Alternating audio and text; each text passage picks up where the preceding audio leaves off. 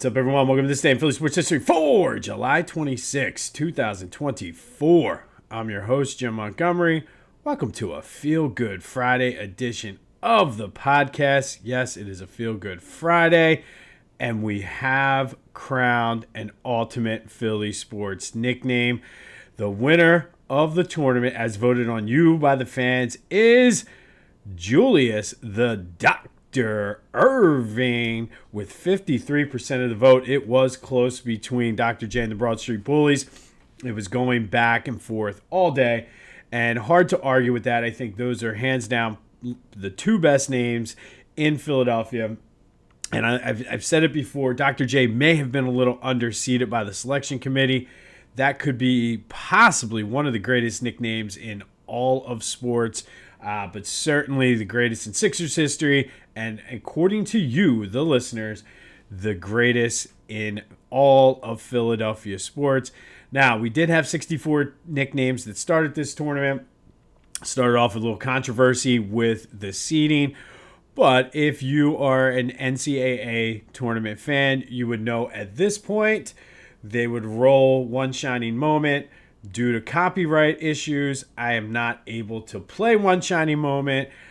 In fact, I don't even know if I'm able to sing it, but I will sing a couple lines for you. But paint the picture, I told you it's a Feel Good Friday and I'm feeling good.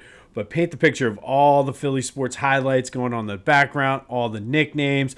Picture Iron Eagle, Grant Hill, even Jim Nance if you want to take it all the way back.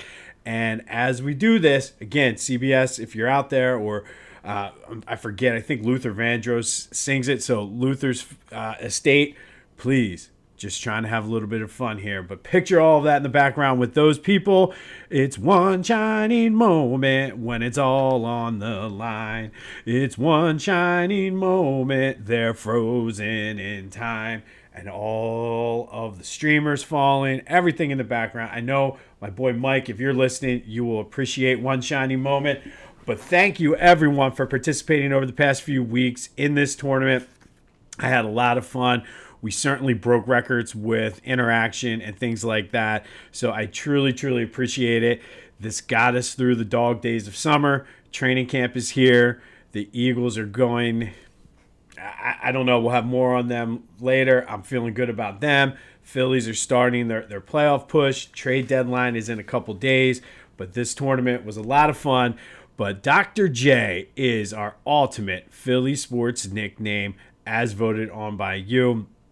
But let's keep that momentum rolling. We broke some records with listenership. I mentioned the Apple Podcast. Now that I finally figured out how to check, got a strong following over there. So if you're listening on Apple Podcasts, thank you. And I did mention too, all of my socials are now connected to the Spotify as well as the YouTube channel. That's Jimbo_Mont for the YouTube channel. Subscribe. Tell your friends. Even if you're listening on Apple Podcasts, go to YouTube, subscribe. All of that helps out. But also Jimbo_Mont, Twitter and TikTok, at Philly Jimbo on Instagram. But spread the word. This thing it's growing leaps and bounds, more than I've ever thought, and just a testament to you guys, the listeners. So as we sort of shift gears from the tournament and go back to sort of our normal format, I just wanted to say thank you. It was a lot of fun, and one shining moment, and that's probably going to be the one that gets me a copyright strike or whatever. But anyway, hope you had fun with it as well. I mentioned the Phillies. They are back in action at the friendly confines of Citizens Bank Park tonight against the Guardians. Christopher Sanchez takes the mound. Trade rumors are heating up.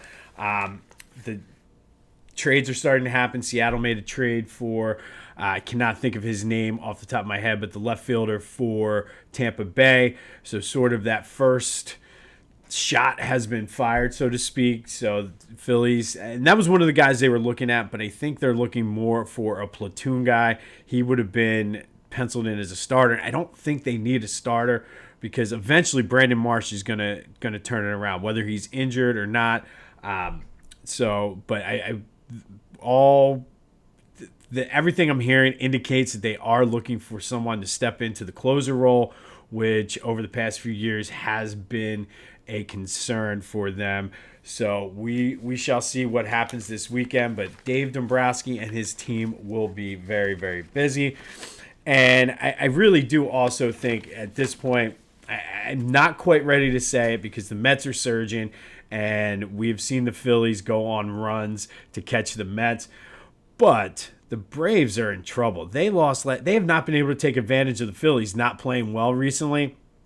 They lost, and the Phillies now have a 9.5 game lead over the Braves, and actually only a 10 game lead over the Mets, who are coming out of nowhere. They need to get it together, and it starts this weekend with the Guardians. All right, some Eagles training camp updates, and I guess we'll start. It's all really about defense today, and Vic Fangio spoke, and he was asked about his feelings on analytics, and he basically said, yeah, I use them, I take them into account, but then I have my own system that I use, and I don't share my process with anybody, which I thought was kind of funny. And it was hard to tell whether that was tongue-in-cheek, whether he really does have a system, but he's a very, very old-school guy, and truthfully, that was sort of the theme of what everyone was talking about yesterday. It definitely so Devon White or Devin White, I'm not sure. I keep pronouncing it both ways, but we'll say Devin for the sake of argument. But Devin spoke, and he spoke highly of Fangio, said that he's more of an old school guy. He's not afraid to call you out, but also praise you. And that was one of the issues that Vic Fangio had in Miami. The players didn't like the fact that they were called out for things. And apparently he was asked about Bryce Huff and whether or not he thinks that he is capable of stepping in and being a full-time every down pass rusher. And I mean, he gave a very honest assessment, and people are making a big deal about this, but I don't think it is a big deal. He said, not yet.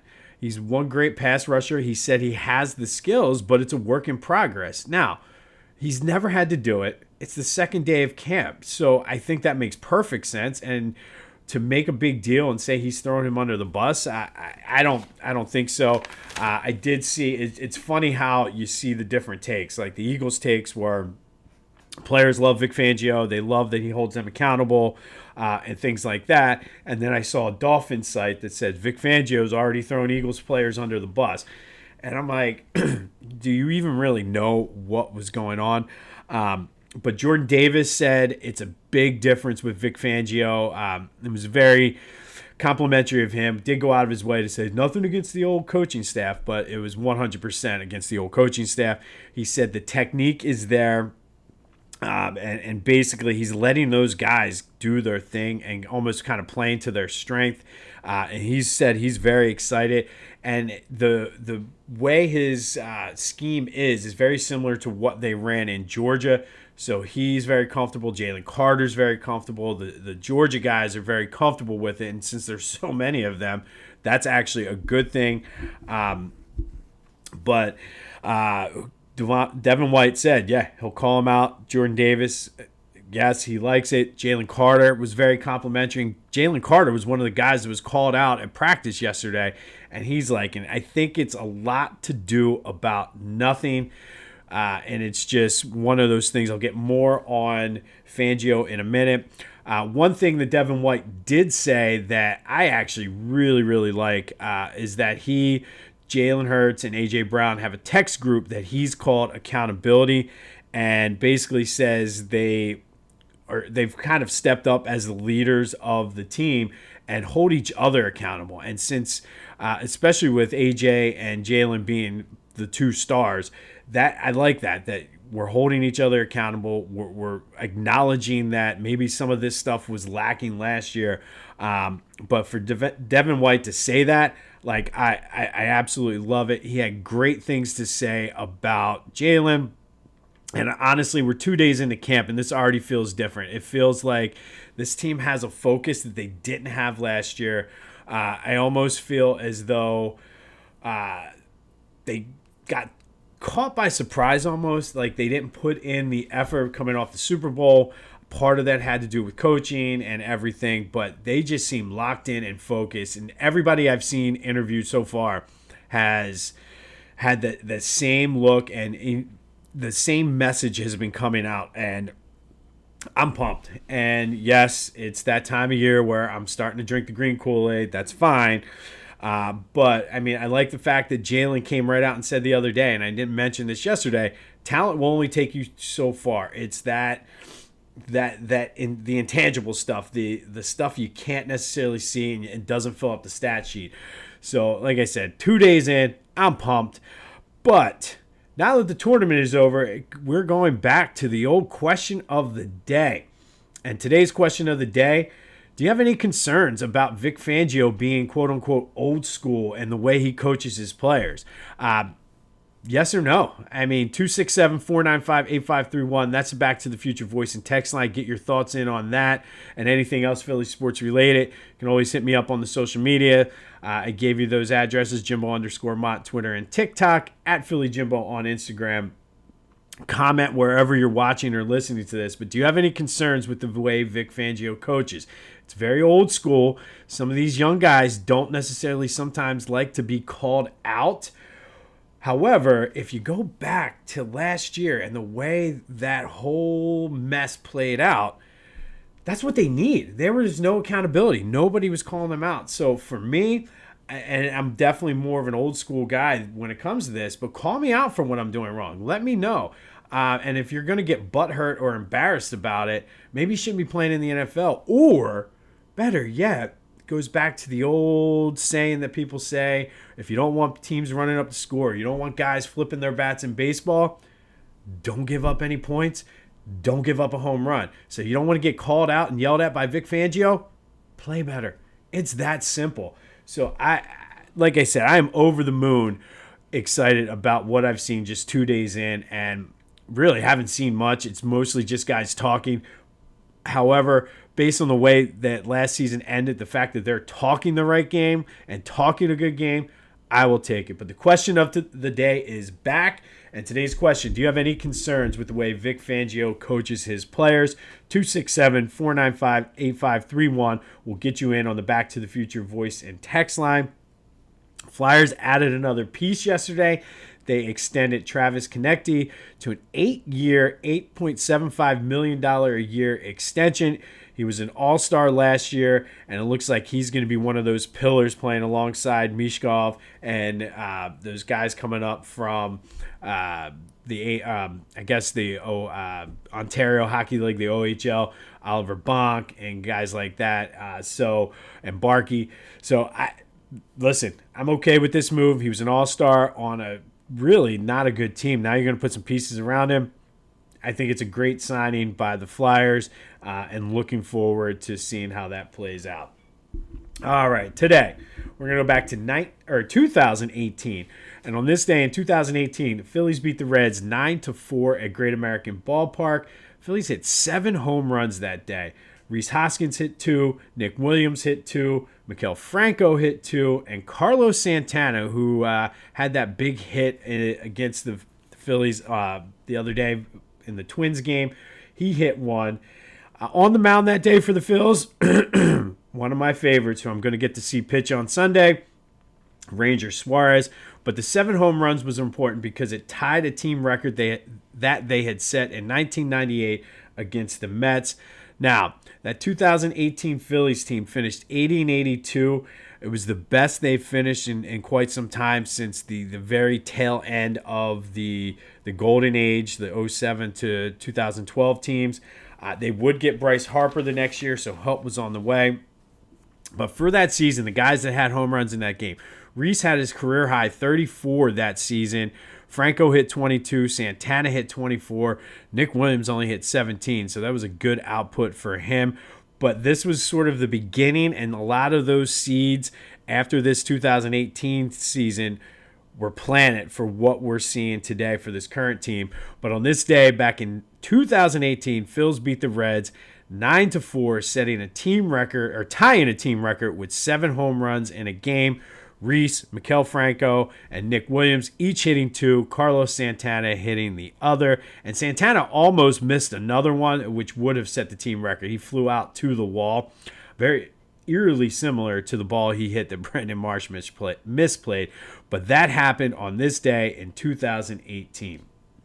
All right, since the tournament's over, time to shift gears a little bit. And the opening ceremonies to the Olympics are today.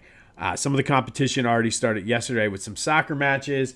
And the Olympics are one of those things that you get excited about. NBC does a good job pumping them up, getting you ready to watch.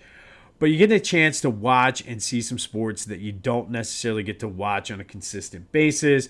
And truthfully, by the end of the 17 days, 16 days, whatever it is, you're probably going to be tired of the Olympics and forget about them for the next 4 years, if you're anything like me. But I am pumped. I am ready to go. And I figured, why not? Because the Philadelphia area is so represented in this Olympics to the point where I had to sort of narrow down the Philadelphia area. There's a ton of people from Berks County, Lancaster County, even Lehigh County. So I had to be very strategic with how I did this. There's a lot of folks with ties to our Philly colleges. So I figured, why not? And we're going to probably go over some sports that are new to you because some of them were new to me. But today, our Olympic spotlight for the Philadelphia area, we're going to start with Sunny Choi, who is participating in a new event called breaking. She graduated from the University of Penn in 2011, but more importantly, you're probably wondering, what is breaking? For those of you who are my age, you probably know it better as break dancing. However, breakers prefer the term breaking over break dancing. Some of them get very upset about that. It's kind of like if you call a runner a jogger. And as a runner myself, I get where they're saying. So they are breakers, but essentially it's break dancing. It's based what you would expect it to be. It's one-on-one battles. They're judged on technique, vocabulary, which is the variety of their moves in multiple positions. Not really sure what that means, but once we watch, I'm sure it'll make more sense. Their execution, their musicality, how well they stay with the beat, and the originality of their performance. So that's a little background on breaking. But back to Choi. Like I said, she graduated Penn in 2011 from Wharton. She's 35 years old, originally from Tennessee. She is a very decorated breaker. She won in 2019. She took the silver medal in the World Championships. She took the silver in the 2022 World Games and won gold in the 2023 Pan American Games. So she's certainly one of the favorites to do well on the women's side. She started breaking while she was at Penn during her freshman year. So there is a lot of Philly sort of flavor to her performances. She worked a lot of Philly B-boy influence is what they're called. And she trained with a lot of the B-boy groups in Philly, so that's where that influence comes from. But excited to see this Penn graduate. The breaking competition starts on August 9th, so we'll see. I have a feeling my daughter is going to love this, so we'll definitely be watching breaking. But Sunny Choi is our first Philly Olympic spotlight of the Olympic season. The Penn graduate who will be participating in breaking, and that gets started on August 9th. We're going to continue to do this, have some swimmers and wrestlers and rowers and basketball players. So going to have some fun with this as we go through the Olympics and truthfully give you guys somebody to look for on some of these events that you might not know too much about. So Sunny Choi, let's go bring home the gold for breaking. On this day, back in 2018, Phillies beat the Reds 9-4, setting a team record with 7 home runs in the game, a record they originally set back in 1998 against the Mets, which is, when I saw that, it was very surprising to me that the whole Utley, Howard, Rollins, even Raul Ibanez, Jason Worth, none of those teams got to more than 7 or more, and they had some high-scoring games during that time, but that's what it is. We will have more on Eagles training camp tomorrow. Be sure to answer the question of the day, though. Do you have any issues with the way Vic Fangio is coaching his players? For me, not a chance. That's what they needed, especially the way last season ended. call those guys out, and especially if they're not doing their job. Seems like the people in Miami, the Miami players, are a little soft, and we'll leave it at that. Phil's in action tonight against the Guardians. Hopefully Christopher Sanchez can get them. I think that's the key. They've been losing the first game of series, so if they can get this first game under their belt and then only have to win one of the next two, that would be a good way to start the series. Excuse me. Thank you again for participating in the Philly Sports Ultimate Nickname Tournament. I appreciate it. One shiny moment. All right, CBS is totally going to come after me for copyright infringement. But that's okay because it was worth it. But Dr. J is the ultimate Philly Sports Nickname Tournament. Go have yourselves a good Friday. It's supposed to be pretty good weather, I think, heading into this weekend and then heating up next week. So go out and enjoy this nice weather before we start back on a heat wave. This has been This Day in Philly Sports History for July 26, 2024. I'm Jim Montgomery, and until next time, one shining moment when it's all on the line.